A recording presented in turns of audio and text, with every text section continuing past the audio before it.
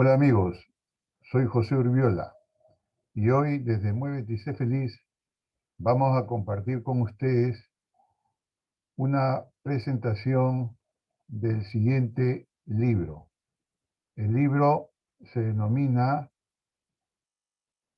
Digitalízate.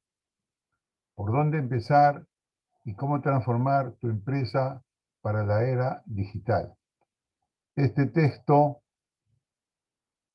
es producido por Eduardo Torres Llosa, que es un economista peruano que ha evidenciado con su trabajo, sobre todo en el banco BBVA, una capacidad enorme de digitalizar esta empresa y ponerla al servicio del mundo moderno.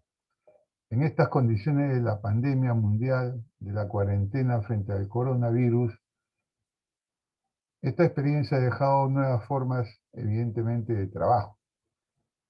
Producto de esta crisis, hoy las empresas y las organizaciones o se vuelven colaborativas o no sobreviven.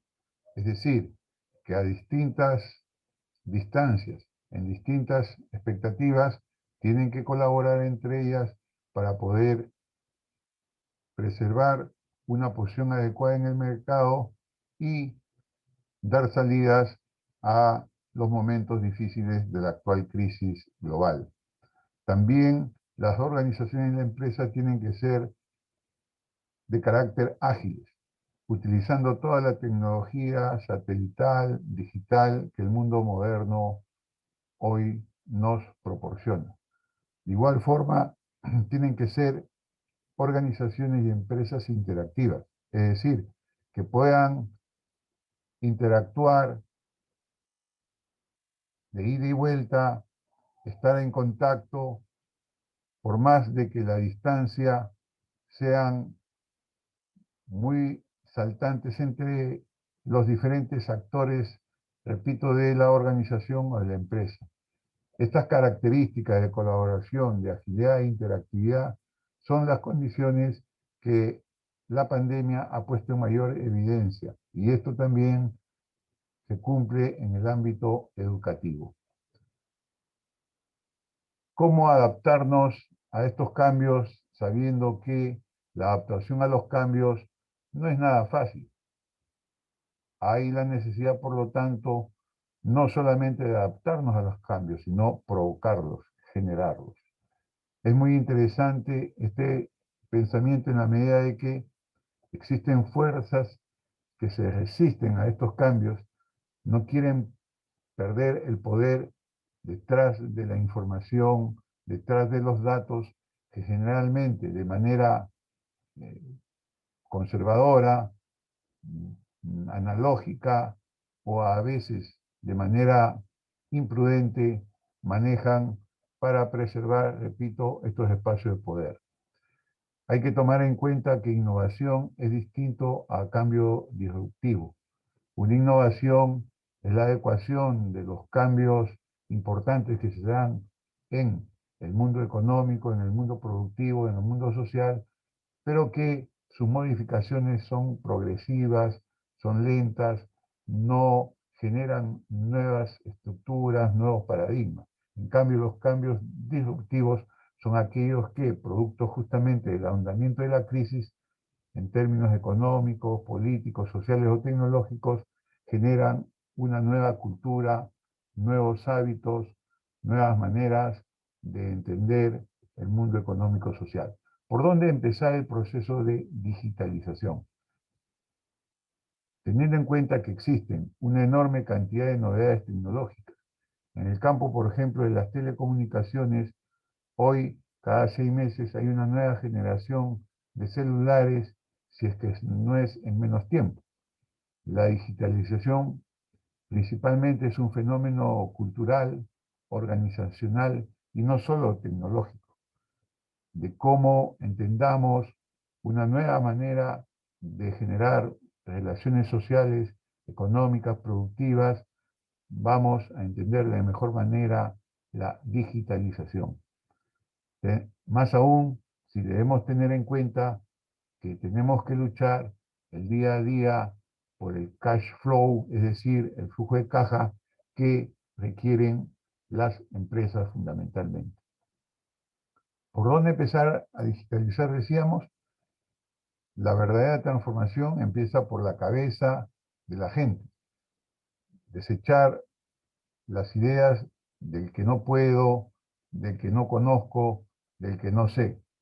Estas ideas deben ser despejadas de nuestros colaboradores, con mayor razón de quienes a la cabeza de una organización o de una empresa tienen que tener en el autoaprendizaje una manera no solamente de destacarse, sino también de sobrevivir en esta coyuntura. Y esto tiene que ver mucho con algunas cosas que ahora vamos a recordar cuando el tema del aprendizaje desde los años 90 del siglo pasado ya se discutía y se entendía la necesidad del aprender a aprender. También la digitalización empieza entendiendo el trabajo como un trabajo en equipo. Aquí, en sociedades latinoamericanas, somos muy conservadores todavía, no solamente en términos sociales, políticos, sino en cómo nos adaptamos a los cambios.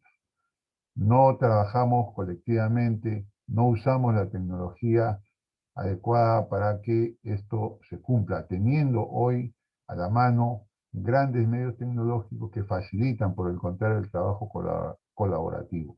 Y en esto tenemos que ser autocríticos. La digitalización no basta con la introducción de herramientas tecnológicas, sino de cómo aceleramos el cambio, repito, desde la cabeza de la gente y utilizando evidentemente los medios tecnológicos adecuados. Construir nuestras propias capacidades tecnológicas, aprovechando la tecnología disponible, sobre todo centrado en el tema del análisis, la propia digitalización y las herramientas colaborativas. Esto va directamente ligado a la creación de nuevos hábitos, de nuevas formas de una cultura nueva que corresponde a estos tiempos. Y esto en el campo educativo lo vemos muy claramente con el teletrabajo y la llamada educación a distancia. Las tendencias tecnológicas están sentadas hoy en las llamadas redes neuronales profundas, en la inteligencia aumentada, ¿no? Que están dirigidas al incremento de las facultades, de los talentos del ser humano y que están hoy buscando fusionar el nivel digital con el nivel biológico. La conservación, perdón, la conversación con la inteligencia artificial, con el deep learning, que ahora lo vamos a explicar, el modelo adaptativo, la inteligencia de las emociones, las redes generativas antagónicas, el transferir aprendizajes, los asistentes virtuales, la computación a partir del ADN, los sensores biodegradables, los transistores de carbono y las tecnologías asociadas al 5G, al IoT, al Edge y al blockchain, del cual hablaremos a continuación. Sin embargo, antes quiero yo recordar que para el desarrollo de todos estos aspectos hay un ciclo de desarrollo de estas expectativas a lo largo del tiempo y que ya en el año 2019 Gartner, hablando acerca de los ciclos de una tecnología emergente, nos hablaba, por ejemplo, de los biochips y de la tecnología 5G, que a lo largo de 5 a máximo 10 años estarían ellos completamente desarrollados en su curva, en el tope de esa curva a nivel global. Esto es muy interesante porque ¿qué expectativas tecnológicas se vienen? En términos generales podemos hablar de redes neuronales profundas, de plataformas de conversación con la inteligencia artificial, ¿no es cierto?, la inteligencia artificial en general y también los asistentes virtuales. ¿Qué significan cada uno de ellos? El primero, la fusión, decíamos, de el aspecto digital, computacional, con el tema de los niveles biológicos en el ser humano. Yo siempre les decía a mis hijos que no quisiera morirme sin ver a mis nietos o a mis hijos viendo a un ser humano que con un chip en la cabeza pueda tener una computadora súper potente a su servicio. Eso espero verlo próximamente, aunque ya esto se ve en las películas de ciencia ficción o informes muy contemporáneos de los avances tecnológicos, pero a nivel de experimentación.